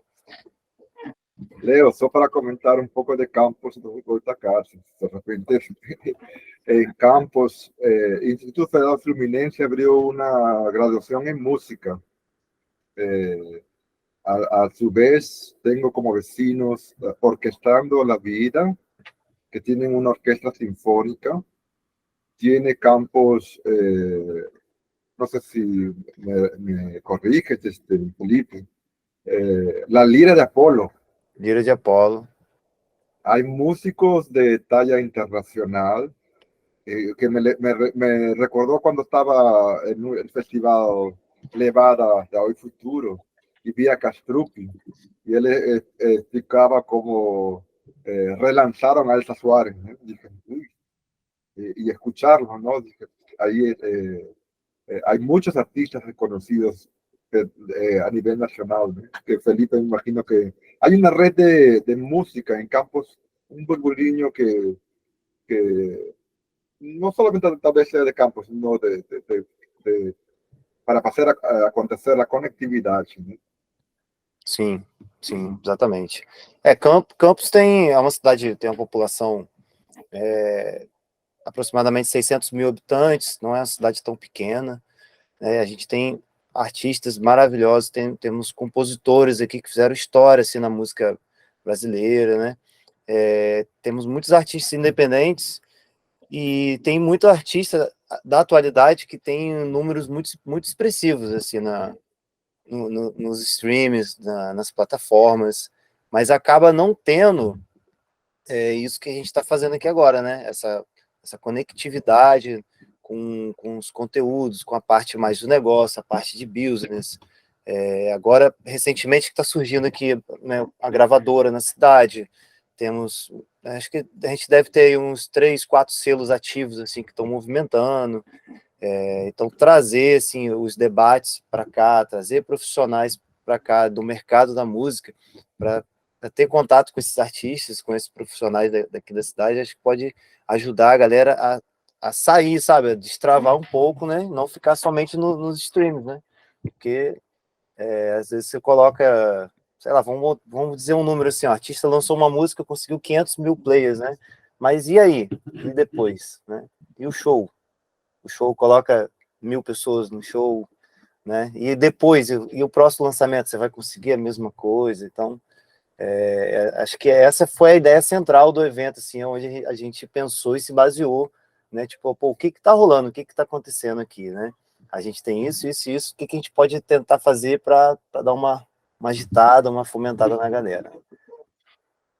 Fundamental esse trabalho, porque tem a ver com mapeamento, né, e tem a ver com a organização setorial, a gente comentou isso. Sim. Né? Todas as indústrias, né, que têm peso econômico, elas são muito organizadas, né? Então elas têm congressos, têm associações, têm sindicatos, têm, né, institutos de pesquisa, e na música também tem que se fazer isso, né? Enfim, então o associativismo tem a ver com isso também que vocês estão fazendo, assim. Sim, né, legal. essa conexão e esse networking e da galera trabalhar junto. Eu só queria comentar que achei muito legal a Liz falar que ela ouve Tom Jobim e Elis Regina. Fiquei feliz, pessoas mais jovens ouvindo música brasileira. Sim. Muito bom. É bom, é bom. Bom, eu sou o Ricardo, né? Sou daqui de Campos, sou guitarrista aqui, tentando a vida como guitarrista. E, além disso, eu sou cientista de formação, né? Eu sou biólogo, e essa interseção entre a música e a biologia me levaram a fazer parte de uma ONG que se chama Artistas com Evidência. Ela é uma ONG que foi fundada em Nova York, e eu sou o representante brasileiro que eu estou querendo trazer e divulgar o trabalho aqui para o Brasil, né? Basicamente, a ONG ela foca na interseção entre a arte e a ciência, né? Na união entre uma produção que seja tanto artística quanto científica, né? Nessa tentativa de descrever a realidade, enfim. Eu queria aproveitar, né, primeiramente, parabenizar o Léo aí pela excelente apresentação, que foi muito interessante, muito informativa, e deu para botar bastante coisa no lugar, na cabeça, assim, né? Mas eu queria aproveitar, já que eu estou falando sobre a ONG, né, pedir um conselho, na verdade, Léo, sobre possíveis sugestões que você poderia me dar, assim, sobre quem procurar, como divulgar isso, e não só fazer pela questão ideológica, né, que a gente foca principalmente preservação ambiental, mas também como tornar isso rentável no Brasil, tanto para o artista quanto para o cientista, e como fazer isso se tornar, sair da bolha acadêmica, né, e se tornar de fato algo popular, né, que seja efetivo, né, na educação ambiental. Ricardo, muito interessante esse tema e fundamental para o planeta, né, também. Eu tenho 2 experiências que eu vou comentar com você que talvez possam te ajudar ou talvez não. mas uma delas é que lá na Womex teve um painel para discutir justamente a questão climática, né, da crise climática global, e de que maneira os festivais poderiam fazer para reduzir o impacto, né, ao meio ambiente, não apenas com materiais recicláveis, mas com uma série de políticas também, por exemplo, de redução de voos, né, e então minimizando, né, o uso de combustível fóssil e uma série de outras questões, assim. Então, eu acho que eu posso te passar depois um link sobre esse painel para você dar uma olhada. E uma outra coisa que o Greenpeace também está desenvolvendo um estudo e apresentando diretrizes, né, para que produtores de eventos no mundo todo também possam reduzir o impacto, né, ao meio ambiente nas suas produções. Então, assim, que bom que vocês estão fazendo isso. Depois, se você pudesse, por favor, deixar aqui no chat o link, o nome da ONG também, por favor, e seus contatos. Seria legal para a gente poder falar contigo, mas acho fundamental essa iniciativa, acho que é uma conversa urgente. Que bom que alguém está pensando nisso. Eu tenho, Léo, uma pergunta para você. O que você recomendaria para os artistas assim, que estão no interior? Você falou uma coisa durante a sua apresentação, que é algo que eu já, estudando, né, eu vi que todo mundo que ensina sobre trabalhar com música chega nesse assunto que é, assim, primeiro faça o público no lugar onde você mora, né? Porque é o que faz mais sentido, né? Você cria o seu público ali para depois você ir expandindo, né? Mas pensando assim, até em furar barreiras, até de maneira online e tal, o que você recomendaria para quem é artista, tá no interior, ele conseguir começar tirando um pouco mais do seu trabalho da casinha? Pois eu acho que isso tem a ver também com empreendedorismo, né? Porque muitas vezes a gente ouve aquelas reclamações, eu ouvi isso a minha vida inteira, as pessoas dizendo, pô, não tem onde tocar, minha banda não tem onde tocar, não tem oportunidade, ou, enfim, a gente, né, vai lá tentar, mas não convidam para o festival e tal. Então, eu acho que tem uma coisa de você não se acomodar e inventar suas próprias coisas, sabe? Organiza o seu próprio festival, junta com outras bandas que têm uma temática, enfim, semelhante, que possam ter um público-alvo mais ou menos parecido ou não, enfim, e tenta organizar seus próprios eventos, né? Eu acho que isso é uma dinâmica que pode ser útil.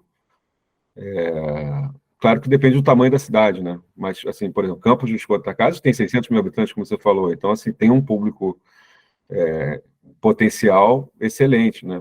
Para você ter um circuito de shows. Eu sei que existe uma diferença, uma mudança, né, no comportamento de consumo também. As pessoas não querem pagar ingresso para ir ver um show, muitas vezes. Um show de música autoral, né? Pagam para consumir, né, enfim, alimentos e bebidas, mas não querem pagar o ingresso, não querem pagar o cover artístico, ou pagam o streaming, né, mas não querem pagar o músico diretamente, o artista. Mas eu acho que tem que insistir e tem que, tem que inovar, tem que fazer diferente e, às vezes, enfim, adaptar um pouco também o conceito, o modelo do trabalho ou do evento para atrair esse público, né? Infelizmente, tudo, no fim das contas, vai girar em torno do marketing também, né? Na capacidade de você planejar essas ações para vender o seu produto. E eu sei que há uma discussão também, essa coisa de arte, produto, música, é mercado, não é mercado, enfim, como é. E eu acho que a gente já ultrapassou essa linha. Eu entendo quem seja resistente, mas a verdade é que é isso, uma banda é uma marca, né? Um artista é uma marca, então precisa ser tratado dessa maneira, se você quiser ser bem-sucedido. Ser bem-sucedido não significa ter 200 milhões de plays, talvez, né? Eu acho que ser bem-sucedido pode ser apenas viver de música. E viver de música, né, dignamente, pagando suas contas, podendo fazer uma reserva, podendo viajar, enfim, ter outras experiências, e para isso talvez você tenha que pensar em não apenas fazer shows, ou não apenas compor e gravar, né? Compor, gravar, lançar, compor, gravar e lançar. Tem que pensar em sincronização, tem que pensar em outros mercados dentro da música. Eu acho que é isso que a gente aprendeu e vem aprendendo, né? O Elias estava lá, e eu aprendo toda a edição do curso, porque, né, são tantos professores e a gente sempre traz gente nova também. E eu estou sempre me atualizando, porque somos todos alunos, como eu falei para o Felipe mais cedo aqui. Cara, somos todos alunos. Nesse mercado não tem ninguém que saiba tudo mesmo, né? Primeiro dizer, né, que o Festival Lança, de fato, é um acontecimento, assim, a programação tá finíssima, parabéns aí aos produtores, né, o Felipe, Pô, legal. quem mais está por trás aí, isso é de suma importância. Vou me apresentar, eu me chamo Mariana, sou colega do Léo aí de Goldsmith, fiz a minha pós em Administração de Artes e Políticas Culturais, lá no ano de 2013, Que legal. e também frequentei muitas noites brazuca na Casa da Matriz.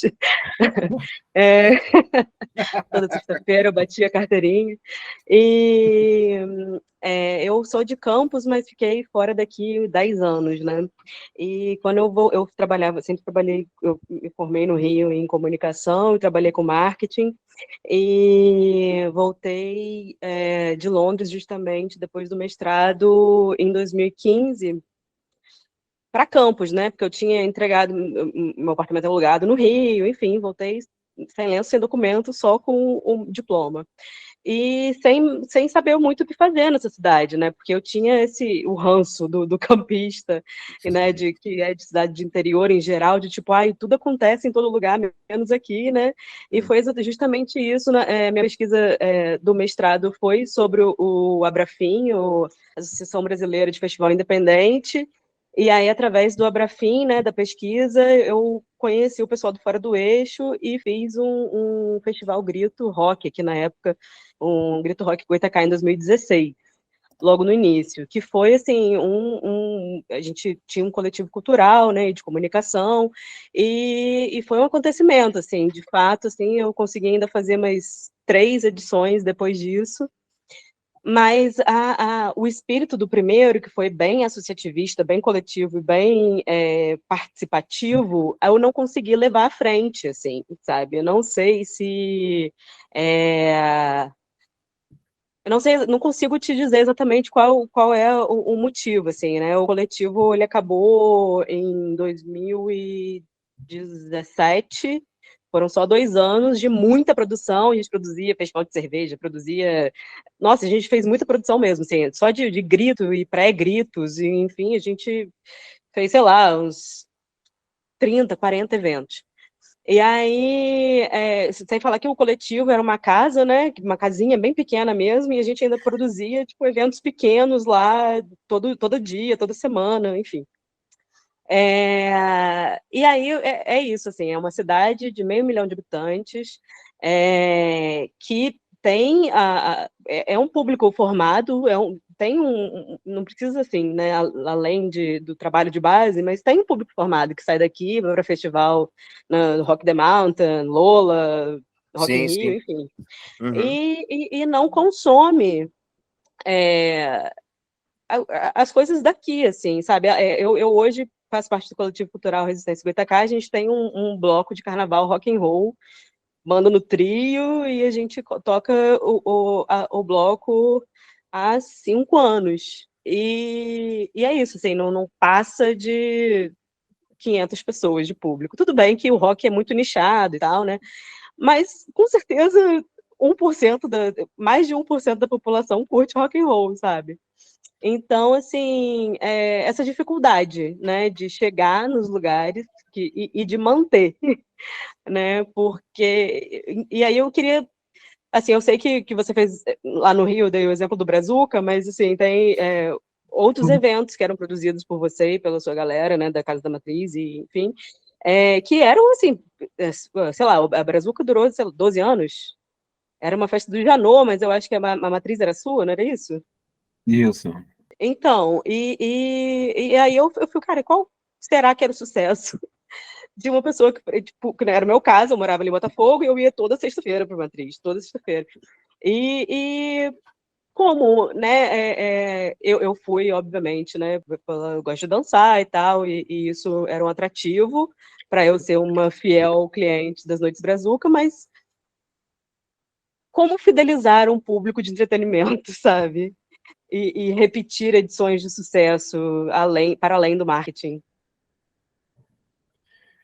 Mariana, É. quanta coisa, Mariana.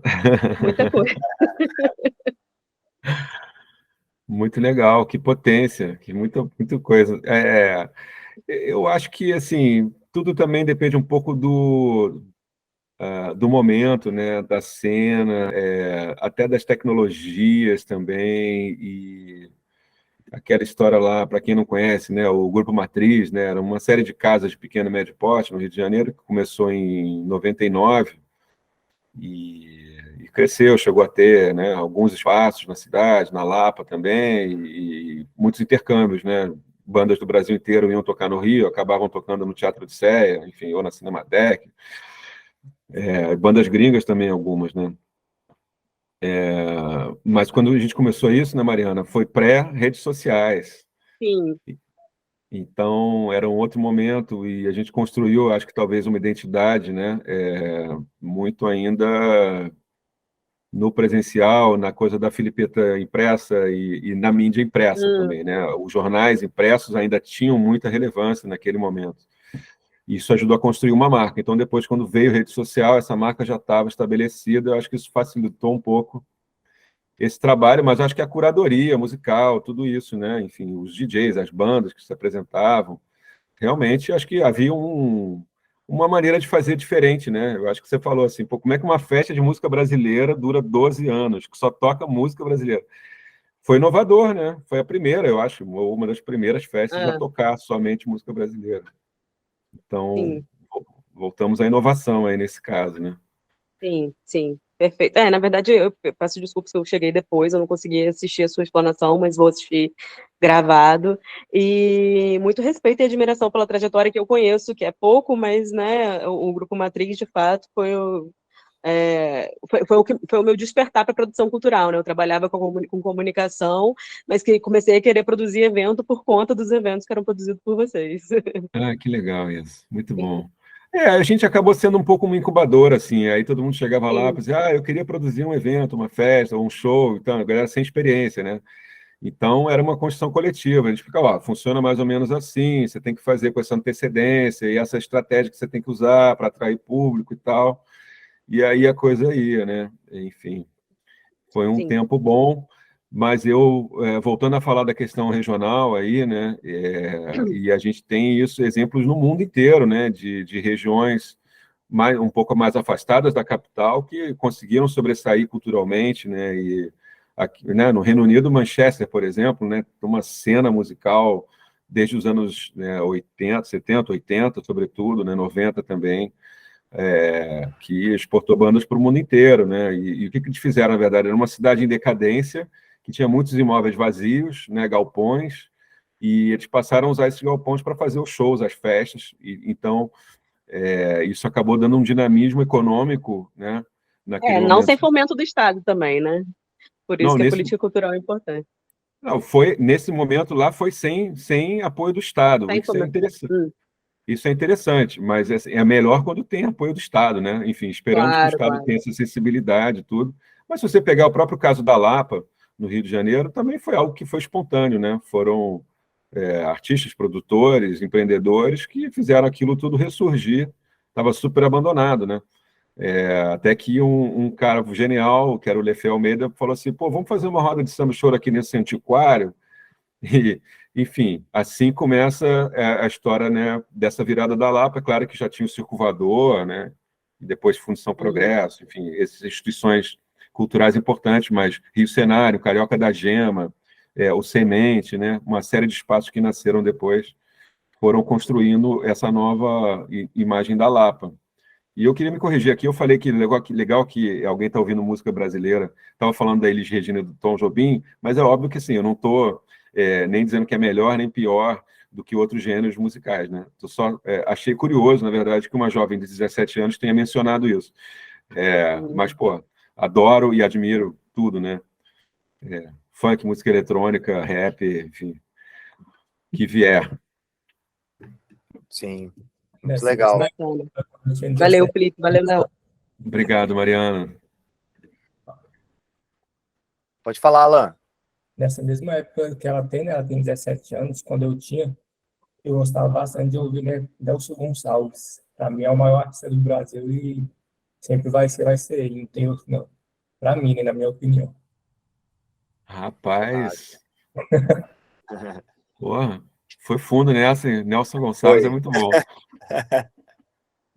Isso é brabo. É. O que a Mariana estava falando aí, mas primeiro eu agradecer a Mariana pelo depoimento e por falar um pouco da cena, assim, né, especificamente da cidade aqui no interior, né? Eu tenho, assim, a gente sempre procura ter teorias, né, sobre, acho que isso acontece por conta disso, isso acontece por conta disso. Mas eu acho que a questão da não fidelização do público aqui nos eventos, eu acho que o público sempre teve uma imagem aqui de que os eventos não tinham muita qualidade, então as pessoas não se importavam muito em estar voltando, em estar indo de novo, né? E isso se deu porque, vamos botar assim, início dos anos 2000, né? Tudo era muito precário, questão tecnológica, né? Tipo, um equipamento de som, era tudo muito caro e muito inacessível, principalmente para quem estava no interior, né? Então, tipo, quem estava no início dos anos 2000, de repente, nas capitais, no Rio de Janeiro e São Paulo, você já tinha outros equipamentos, outro nível, assim, das coisas relacionado, comparado com o interior, né? E é um pouco assim até hoje, mas hoje já mudou radicalmente. Mas eu lembro que né, desde essa época eu já tocava, então era tudo muito, muito difícil, assim, sabe? Tipo, dificilmente você tocava num show com um equipamento muito bom, ou a qualidade do evento era muito bom, porque as coisas sempre foram muito, muito na raça, né? Hoje a gente tem editais para fazer, hoje a gente tem. A gente não faz mais show com mesa de som analógico, isso é uma coisa muito interessante. Hoje a gente tem um console digital incrível, todo show, sabe? Não tem mais aquilo de, nossa, mas o equipamento é muito ruim. Não, eu acho que o mais básico que tem agora, ele já é muito bom, ele já atende muito bem. A gente tem que tentar, sempre assim, nos eventos, quem está à frente dos eventos, tentar prezar por uma boa qualidade para poder fidelizar o público, né? Eu acho que isso é importante. Não só o equipamento, né? Todo o restante, mas acho que o equipamento que é onde vai transmitir o som, né? Porque o produto final é o ouvido, é o som que chega no ouvido das pessoas, né? E o som tem que estar bom, né? Se o som não está bom, o artista pode estar tocando maravilhosamente no show, né? E o som tá ruim para o público, então o show tá ruim. É meio que isso assim também. Eu queria citar um caso de um festival importante, né, na região mais próxima do Norte Fluminense, que é o Rio das Ostras, né? Jazz and Blues, e que acho que é um marco importante também, né, de como é possível, por exemplo, é um festival de blues, né, de jazz e blues, então, teoricamente, é um nicho, né, mas, assim, como o festival é gratuito, cara, milhares e milhares de pessoas de toda a região, né, do estado inteiro, acabavam indo para lá, e é uma coisa que tem um impacto no turismo, né, enfim, na cadeia toda de gastronomia, na cadeia da cultura. Então, assim, os municípios têm que realmente ter essa visão estratégica, né, desse tipo de investimento. Não sei se Campos tem, por exemplo, algum grande festival de música anual, ou mais de um, desse tipo nesse porte, né? Estou falando, né? 5 mil, 10 mil, 30 mil pessoas, não sei. Sim, o Jazz Blues de Rio das Ostras é clássico, né? Não só para a região, para o Brasil, acho que tem gente do Brasil inteiro para poder consumir. Você deu um exemplo muito bom, porque fica próximo a Campos, são 150 quilômetros de distância. Eu sou um consumidor também desse festival, já fui em algumas edições, já trabalhei em algumas edições, já toquei também em algumas edições. Realmente é um bom exemplo, mas nesse porte, assim, na cidade, um festival gratuito não tem. A gente tem outros tipos de eventos aqui, umas, tipo, festas comemorativas do município, mas não é festival, né? Não tem festivais aqui desse porte em Campos, né? Apesar da cidade ser maior, ter uma boa estrutura, eu acredito, ter uma boa infraestrutura para receber, né? Mas não tem. A gente temos que começar a fazer. Eu acho que o Lança está aí lançando um monte de ideias e acho que é um pouco organizar um calendário de eventos, propor para a prefeitura, né? Enfim, juntar todo mundo, né, desse segmento da música, talvez, e pensar estrategicamente o que seria legal fazer, né? Sim. Assim, os festivais que já tiveram ou tem aqui, né, como a Mariana falou, né, alguns que ela já produziu. Foram eventos que realmente marcaram aqui. Ela citou o Grito Rock, eu acho que eu toquei numa das edições também. Tem aqui na cidade, tem uma data no calendário oficial no município, que é o Dia do Rock Coitacá, né? Que é o coletivo que ela participa também, que toma a frente, que tomou a frente, né, até de criar essa data, né, de tornar isso uma lei, e todo ano acontece um evento, é um evento bem legal também. Uhum. E tem muita chance, tem muito potencial. Tem alguns eventos que acontecem aqui, mas já é para um outro nicho, assim, né? São alguns empresários que organizam alguns eventos, mas acaba pegando um pouco um outro nicho. Uhum. E o que eu acho que é importante acontecer é trazer tipo, uma programação para artistas que estão fazendo música, né? Que estão fazendo música, que estão lançando seus trabalhos, né? Que a gente fala que é artista autoral, né? Acho que isso é o que é o mais importante para começar a exportar, né? Como você citou o caso de Manchester, né?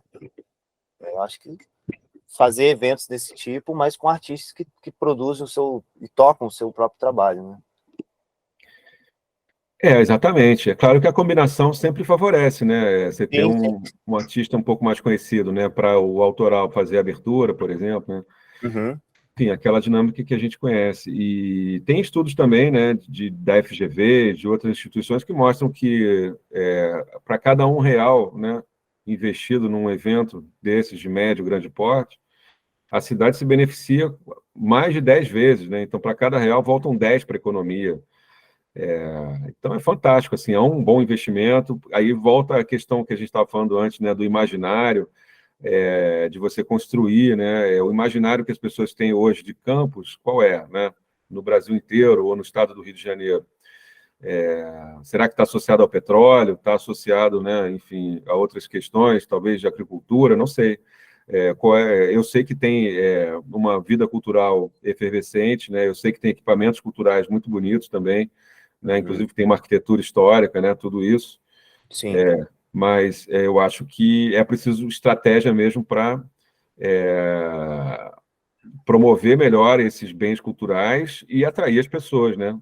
Para esse tipo de calendário de eventos, que a gente sabe que funciona muito bem. Está lá, né? A Flip em Paraty, ou né? O próprio festival lá também que eles têm de jazz, que é o Bourbon Street, se não me engano, né? Cara, várias cidades fazem isso muito bem e a gente precisa estudar e aprender, né? Como é que se organiza isso. Legal. Muito legal. Alguém gostaria de falar alguma coisa, fazer alguma pergunta?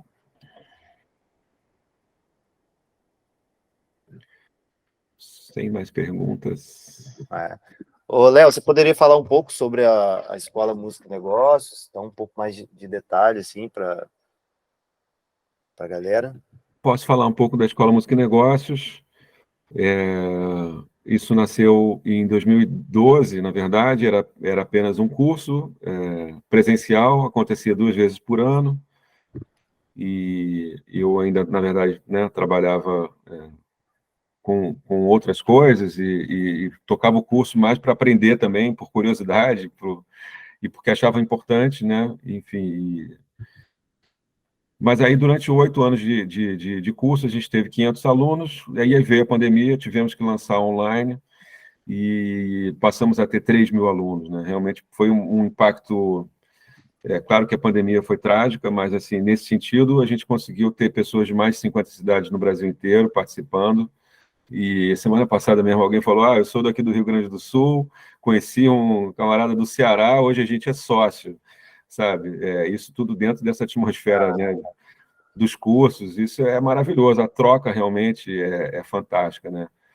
E nós avançamos, então, desse programa, que é um programa né, um panorama da indústria da música, para ter outros um pouco mais específicos. Então, tem um curso que é só sobre direito autoral, que é o Música Copyright Tecnologia, está acontecendo agora. Lançamos um de Music Marketing, que não existia no mercado, assim, não com essa estrutura e essa forma de trabalho, pelo menos que eu saiba.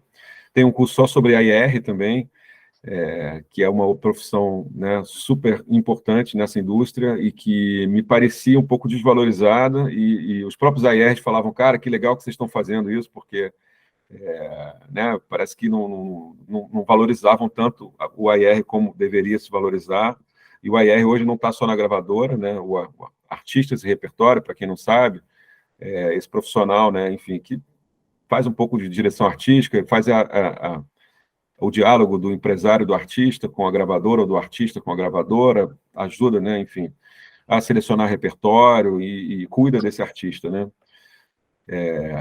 Mas está também nas distribuidoras digitais, está nas editoras, está nas sociedades coletivas, tem um mercado imenso para quem quer trabalhar como AIR, né? E para trabalhar como AIR você precisa ter, enfim, conhecimento musical, né, cultura musical, e ser um pouco também um bom mediador, né? Enfim, um negociador, porque, enfim, atritos acontecerão ali, mas é isso, tem que ter uma visão artística e saber que você não vai trabalhar só com o gênero musical que você gosta de ouvir, né? Muitas vezes. Então, também tem que estar aberto a isso, e também aprendi muito sobre isso. Cara, tem que ouvir todos os gêneros, a gente precisa acompanhar tudo que está acontecendo, e ouvir mesmo, e ir atentos, enfim, e saber apreciar coisas que a gente às vezes não conhece por não ter contato, né?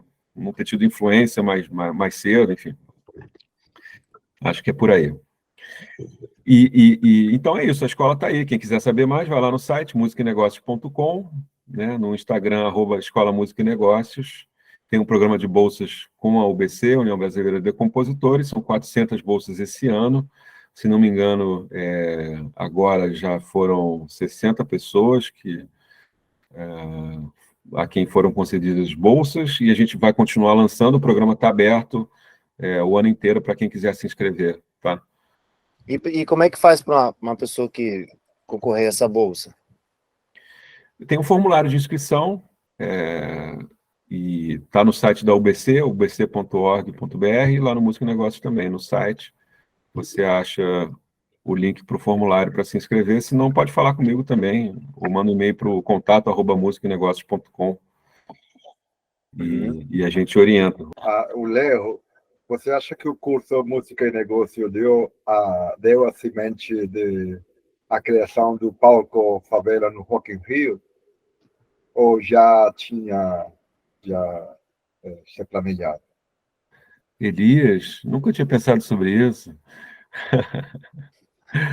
Não sei, sinceramente. Eu gosto muito de analisar, como engenheiro civil, era engenheiro analista, e aí eu achei maravilhoso como tem se acrescentado a rede, né? Sabe, quando você mesmo faz essa reengenharia de negócio, quando o Rock in Rio só apresenta um major, e repete, né?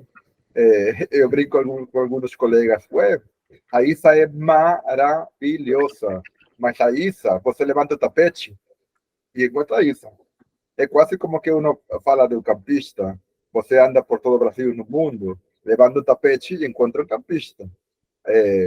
Eu acho essa diversidade nesse sentido, como tem sido mudado, né? Agora que acho que está acontecendo o evento aí em São Paulo, o Lollapalooza, que também tem esse ar Lollapalooza que está vindo de não sei que país, passou por Chile, Argentina, depois chega aqui no Brasil e traz esses artistas, né?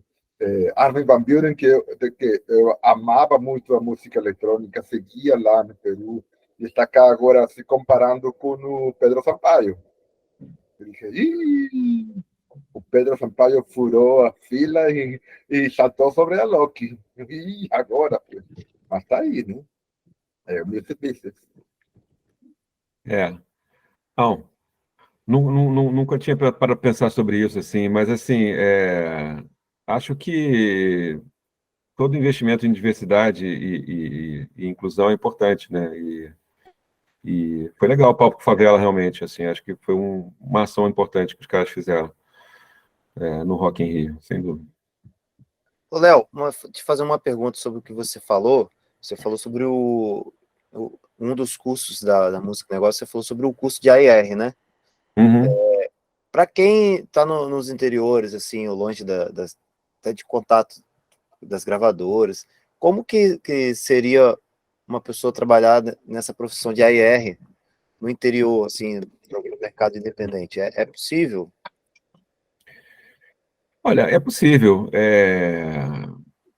Como bem disse lá o Chico da UBC, o gerente de AR lá da UBC, ele fala, olha, quando você é artista independente, você é o seu próprio AR, né? Você vai selecionar o seu repertório, você vai, né, enfim, definir que caminhos artísticos você vai seguir e tal.